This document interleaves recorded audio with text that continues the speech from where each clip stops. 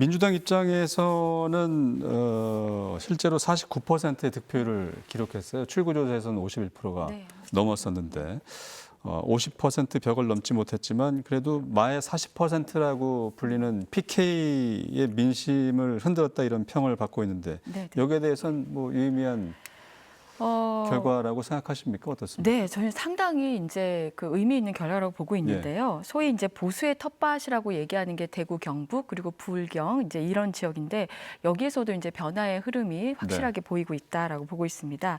말씀하셨던 것처럼 민주당이 요 해당 지역에서 40%를 넘어본 적이 없었거든요.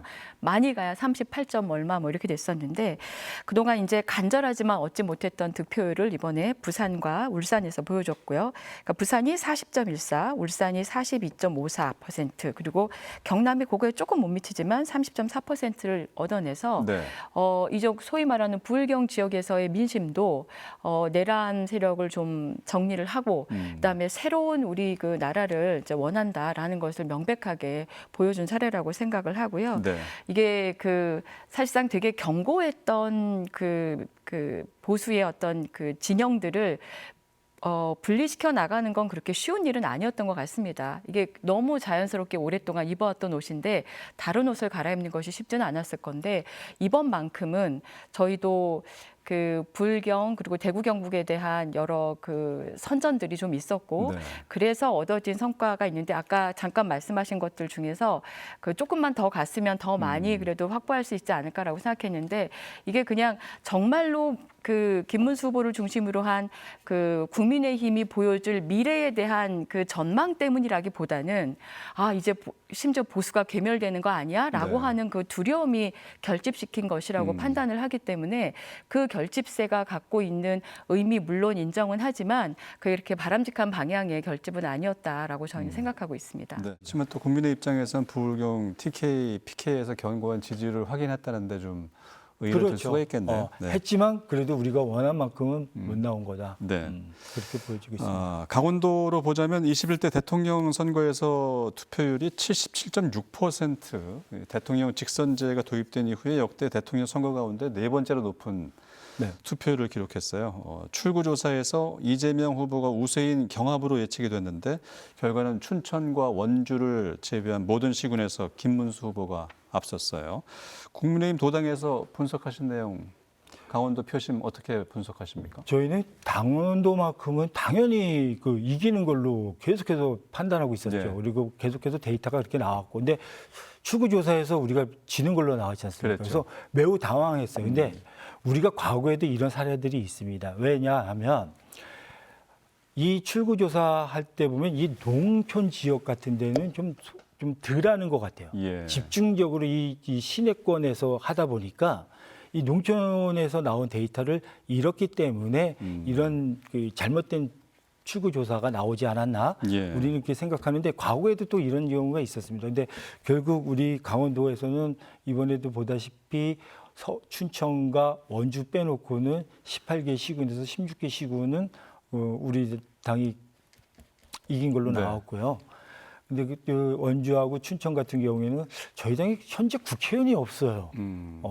물론 거기가 주석이지만 그래서 역시 국회의원이 없던 그 지역 그리고 국회의원이 없는 이유가 또 지난 총선에서 우리가 졌기 때문에 지금 어느 정도 춘천과 원주 같은 경우에는 그 보수의 기반이 점점 약해지지 않나 이런 걱정을 좀 하고 있습니다.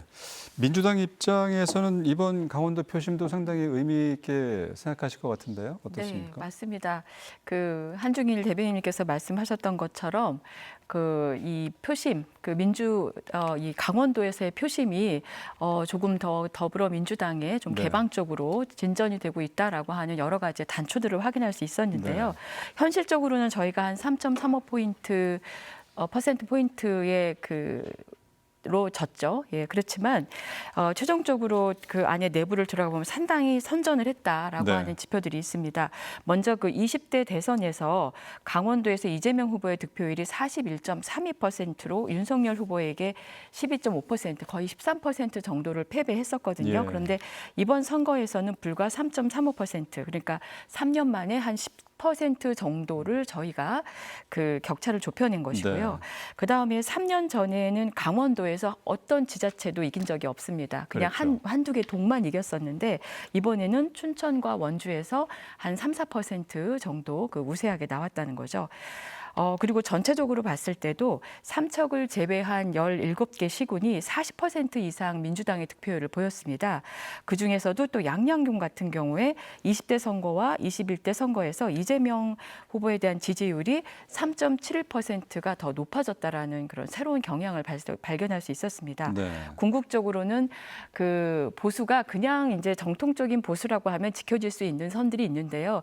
일부 지금 국민의힘이나 또 국민의힘을 지지하고 있는 수구적인 보수들이 오히려 더 반감을 유발시키고 있는 사례들도 있고 또 하나는 드디어 이제 민주당 또 이재명 그 내란과 관련하면서 이재명 그 후보의 어떤 역량을 좀 확인하는 그런 것들이 이렇게 그 반영이 되면서 이렇게 전반적인 투표율이 좀 더 네. 높아지지 않았을까 보입니다. 강원도 표심까지 살펴봤는데 이번 득표율을 통해서 아무튼 민심이 무엇을 원하는지 어떤 방향으로 흘러가고 있는지 파악하지 않았을까 싶은데 양극화된 민심의 화합을 위해서는 어떤 게 필요하다고 보시는지 먼저 허 대변인 말씀해 주실까요? 예, 저는 이제 양극화들 중에서 제일 이제 결과적으로는 표심이 많이 갈라지고 있는 거잖아요. 아까 뭐 여성의 표심이 조금 움직였다고는 하지만 그래도 민주당을 지탱해 준 가장 큰 힘은 여성들이었고 그다음에 연령대로 보면은 뭐 40대에서 50대들이 상당히 많이 지지를 해주셨고요. 그다음에 지역적으로 이렇게 내용을 본다 그러면 그 서쪽 지역에 해당하는 거죠. 수도권과 그다음에 호남 뭐 이런 부분에서 훨씬 그 압도적으로 민주당의 지지세를 보이기는 했습니다. 네. 근데 저는 지역적인 분리 이런 것보다 그 이준석 후보로 대표되는 거의 갈라치기의 교주 같은 이준석 후보로 대표되는 그런 연령 혹은 성별 이 분리가 국가의 어떤 존립에 더 크게 그 존립을 더 크게 위협하고 있다고 생각을 합니다. 네. 예. 그리고 분열이니 통합이니 뭐 이런 문제 중에서 실제로 어떤 그 분열이나 혐오나 이런 것들은 기존에 존재했다기보다는 엄밀한 의미에서 조장되고 있다라고 저는 생각을 하거든요. 그러니까 실질적으로 다 별 문제 없이 잘 살고 있는데 갑자기 누군가가 하나의 그 질문을 던짐으로써 그 질문, 즉 달을 보라고 가리킨 손을 보고 있는 그런 형국이 되는 것이죠. 네. 네, 그래서 그런 것들이 조금 더 이렇게 정리가 되고 그다음에 갈라치기 하는 경우는 그 혐오를 조장을 통해서 갈라치기 하는 그런 정치인들이 발설 곳을 없애게 만드는 것 그것이 조금 더 그 나아간 그런 어떤 정치 환경을 만들지 않을까 싶습니다. 네. 그리고 우리 새로 대신 우리 이재명 대통령께서도 가장 많이 강조하신 게 결국 통합이셨습니다. 그렇죠. 그리고 본인 스스로도 본인은 그 중도 우다라고 그 우리 중도 보수다라고 그 우리 당의 민주당의 스탠스를 다시 한번 정비하면서 오른쪽으로 훨씬 더 많은 분들의 그 염원들을 더 포괄하기로 하셨기 때문에 그 포용과 통합에 있어서는 상당히 유능하게 네. 그 일들을 해내실 거라고 믿습니다. 네. 한 대변인께서는 이 민심의 화합을 위해서 어떤 게 필요하다고 보시는지요? 이번에도 보면 이 지역 간 세대 간이 아주 극명하게 나타났습니다. 네. 지도상에서도 보기에는 동쪽은 빨갛고 서쪽은 지금 하얀 게 팍딱 구분이 졌죠. 네.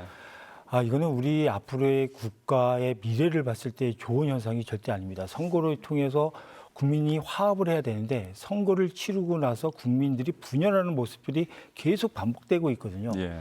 비록 어느 당은 이기고 어느 당은 지더라도 그게 과거 미래 국가를 위해서 치러져야 되는 선거이기 때문에 앞으로 우리 후손들을 위해서는 이런 모습이 안 나타나야 되는데 이러기 위해서는 뭐 여러 가지 대안도 있지만 그중에 일단은 그 지역에 맞게끔 서로 우리가 호남이라고 해서 등하시할 것이 아니고 또 민주당은 이쪽 동쪽이라고 해서 등하시할 것이 아니라 예. 동쪽에 필요한 것이 뭔지 또 우리는 민주당 성향을 갖고 있는 호남에서 필요한 것이 뭔지 서로 간에 해서 서로를 좀 흡수를 하는 그래야 이게 어느 정도는 국민대 통합이 이루어지고 앞으로 이런 지역 간 세대 간의 갈등이 어느 정도 좀 수그러들지 이런 식으로 계속 간다고 한다면 앞으로 우리 국가의 미래는 좀 어둡지 않겠나 네. 이런 걱정도 합니다. 두 분 말씀대로 민심의 화합, 통합과 화합을 위해선 뭐 정치권의 자성과 노력이 더 필요할 것 같네요.